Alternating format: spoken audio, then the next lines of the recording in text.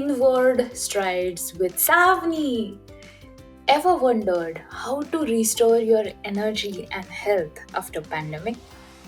Today, Dr. Rohit, a leading expert in Ayurveda, shares simple, powerful ways to help you feel your best.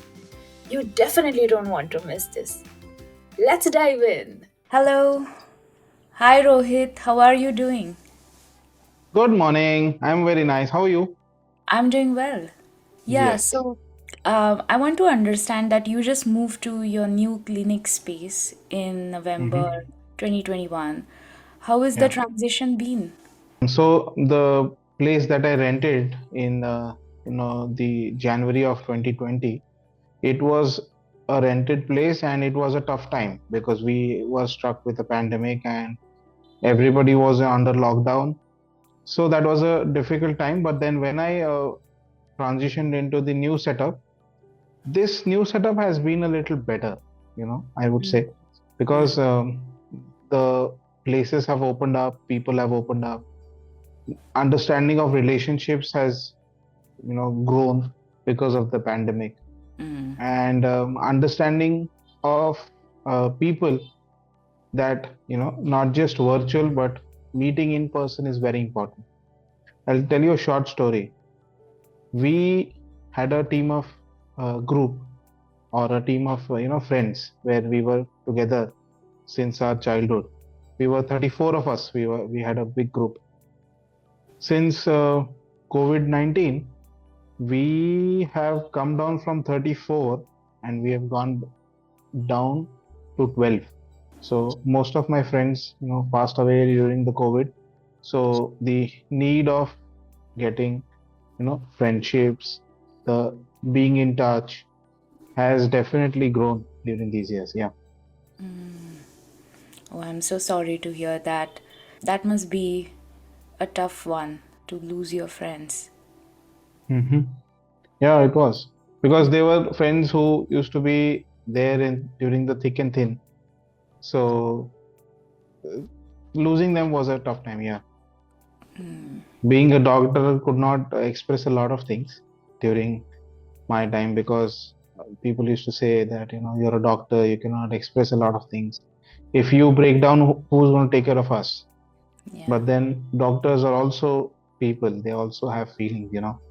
So when you lose someone who's near and dear to you, it definitely takes a toll on you. But then, yeah, COVID-19 has also helped me in various ways because I had just completed my graduation and sorry, post graduation. And when I came back, so I wanted to set up a place.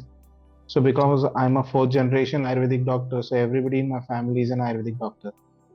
So everybody has their own setups. So I wanted to do something because my school of thought and my grandfather's school of thought, or my mother's school of thought, my father's school of thought, everybody's school of thought is different. Me being, a part of everything and everybody, so I wanted to take each school of thoughts and develop my own. So when I started my own setup, it was a little hazy for me because, whether people will come to me or not, why will they come to a new person than an experienced Ayurvedic doctor? So that was the thing. But COVID-19 helped me in many ways because I got to explore my talents. I got some chances to, give people the trust that they had or they expected from an Ayurvedic doctor, which helped me build my patients. So the patient base that I have is majorly because of COVID-19. So COVID-19 was a boon and a bane for everyone, just like me. So, what kind of patients came in during the COVID 19? What was that topmost thing that happened during that time? So what was happening was during COVID-19, we had most of the personal and private clinics which were in shutdown. So my clinic being open, I had a variety of patients, ranging from a simple heart attack to a difficult case like renal failure. They said that, I don't have a doctor to go to. I am a patient. COVID has struck me, I know. But then I have to meet a doctor. So me being there present during those difficult times and keeping the shutter open, saying that, boss, I'm here, please come and meet me. I'm here, you can talk to me. Because people needed a lot of talking. So majorly people undergoing, simple symptoms like headaches, which used to disturb them, and they used to get you're fearful whether they have COVID or not. Because in the early days, everybody was very skeptical about what exactly is COVID, what exactly are we going to do about it. Are we going to treat this? Is this going to take care of itself? Is it just like another flu? But then it took a lot of time for everybody to understand what exactly it was. And then, yeah, eventually, because there were old people who were in needs of emergencies, there were police personnel, who used to stand on COVID duties, bandobast duties, like we say. They used to stand guard. So they used to get hurt. They used to get some pains. Standing for long durations, they used to get a lot of leg pains, headaches, because there was a lot of sun then. It was summertime in India at that time. So that were the cases that used to come to me. So I was privileged enough to treat them, and that got me a lot of trust from those guys. Although this part of the story is not heard out there, that the people who were serving people during the COVID times and what was their pain and what were they going from. So thank you for bringing Hmm. that out, that aspect, and also you being the part of serving people during the COVID. Kudos to you, because it was such a difficult period at that time. So being there out there, it is not an easy job. And yeah. People say that an army personnel needs to be at the front when a war breaks out, or a police wala needs to be there when there's a crime somewhere. So that was the thing about us, that an emergency, primarily a medical emergency, has hit us. So we being doctors, we need to be out there, not inside. So I was among the first responders who went actually on the ground and started working. So the lockdown in India was declared on the 24th of March in 2020, and since 21st we had started preparing, because there was a complete closure on the Sunday 21st, then 22nd, then 23rd. 24th it was declared that it will be a complete lockdown. So I got a call from one of my sister concerns that we are going to start a launch a emergency protocol wherein we are going to need doctors, we are going to work with the police, we are going to need to go to door searching so that we can break the chain. I was the proud among first to be there and work for me.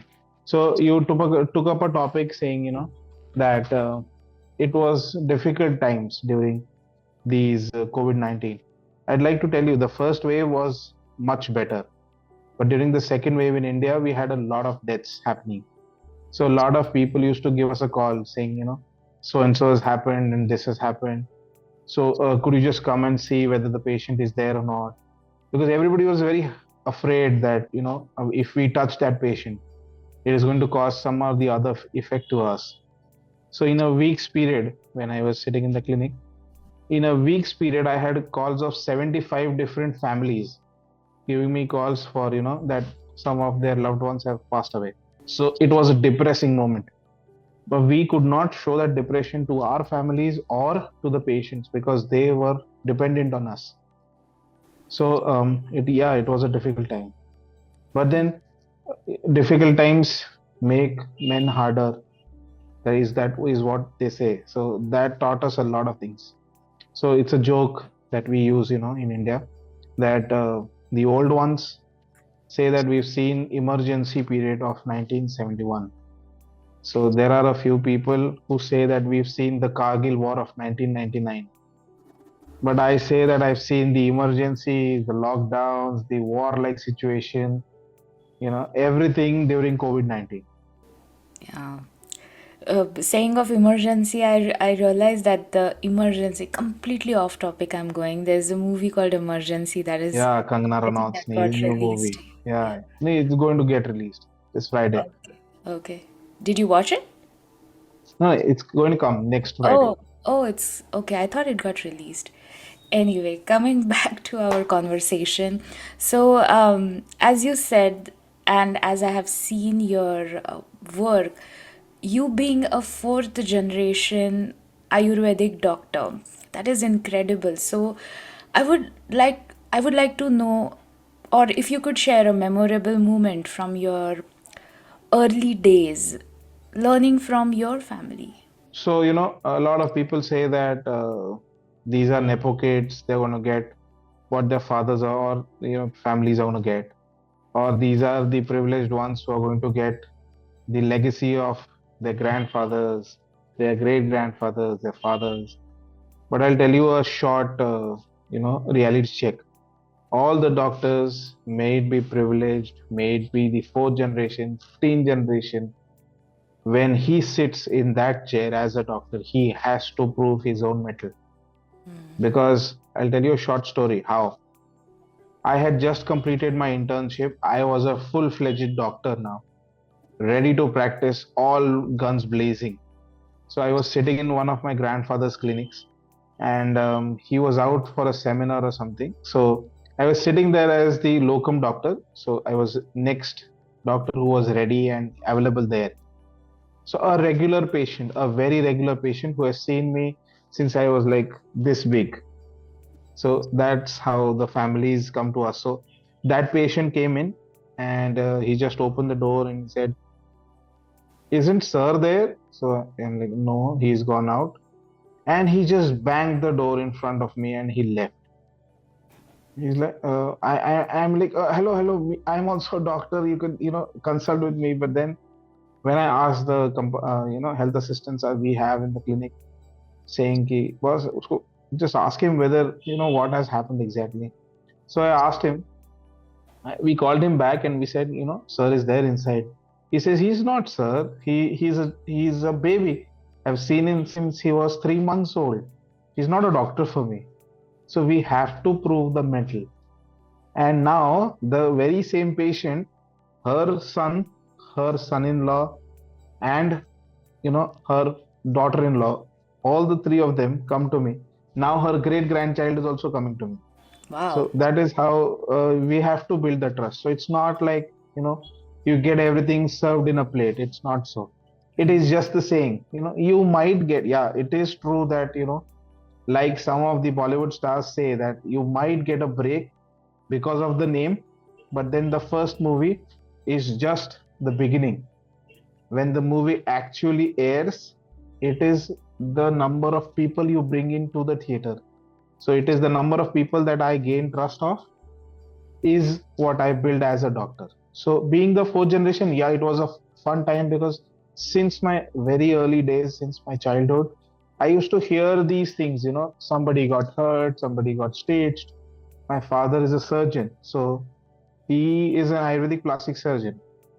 He's a Sushruta Ratna awardee. So we used to, talk. You hear all these things that a person got kicked with a horse got kicked, and then a horse kicked that man, his own handler, whom he was, taking him away with for 17 days.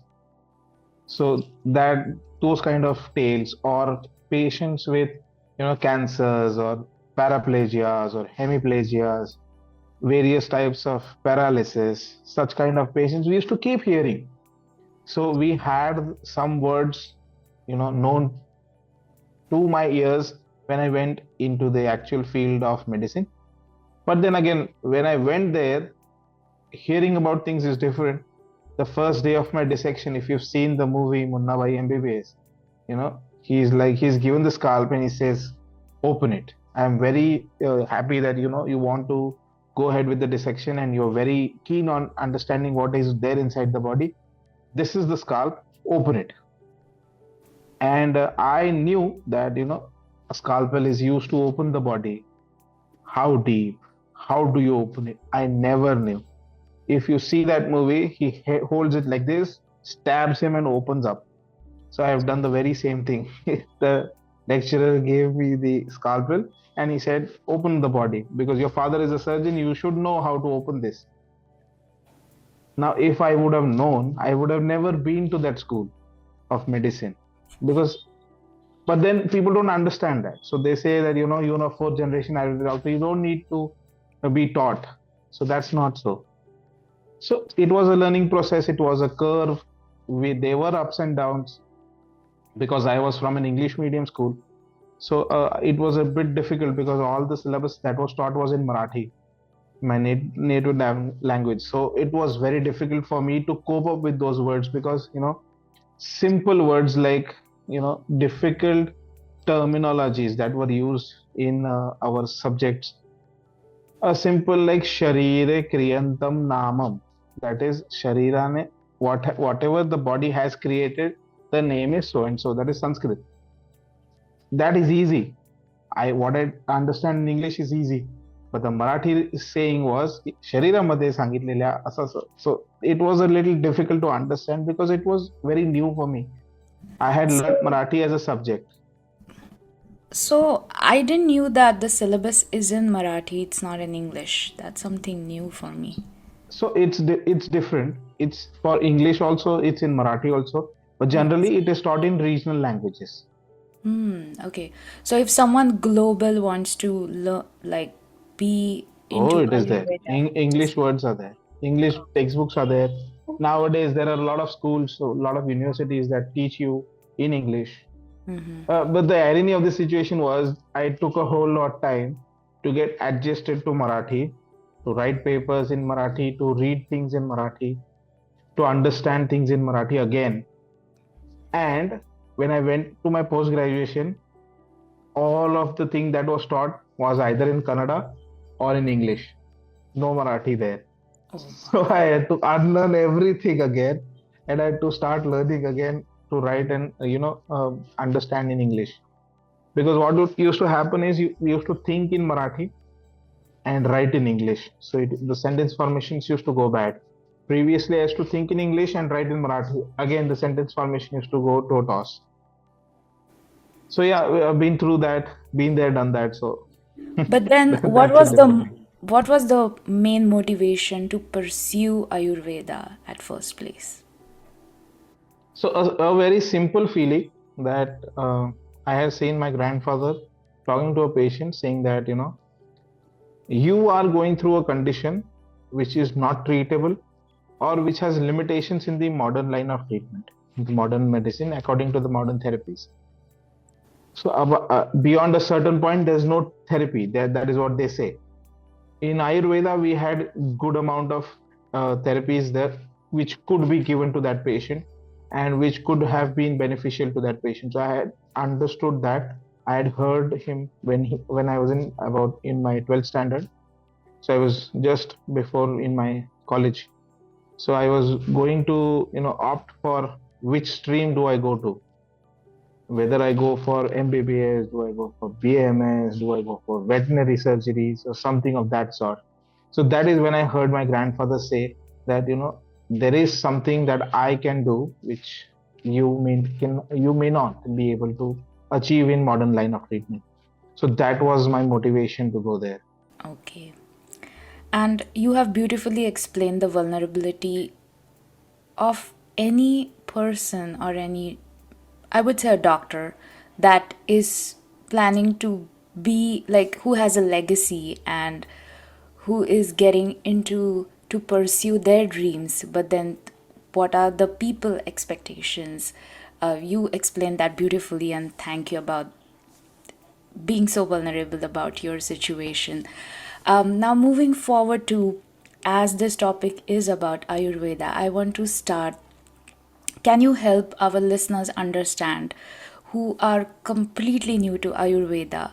Could you explain it in very simple terms? What exactly is Ayurveda? So Ayurveda is something that has been derived from a Veda called Rigveda. So Rigveda, from there we get Atharva Ved, and in Atharva Ved it is explained that Ayurveda is a science which deals with life. Ayushoho Vedaha Ayurvedaha is a simple explanation of that. So, whatever science or Shastra that deals with Ayushya, that is life, is called Ayurveda. That is how simple it is. Now, when we say that it is a science that deals with life, that means that right from the day a baby is conceived in the mother's womb up until the day a person passes away, or even after that, when once he has passed away and he has donated his particular body to the college or to that institution for the new students to learn.